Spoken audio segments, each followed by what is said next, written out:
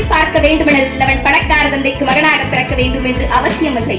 ஏழை குடும்பத்தில் மகனாக பிறந்தாலும் கடும் பயிற்சியும் விடாமுயற்சியும் கலையாத கனவும் இருந்தால் வானில் பறக்க முடியும் என்பதை இவ்வுலகிற்கு நிரூபித்து காட்டியவர்.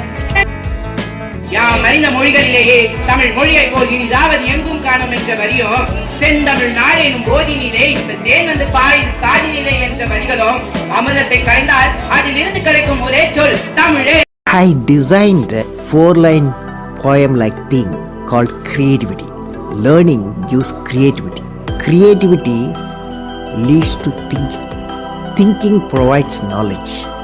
Knowledge makes you great.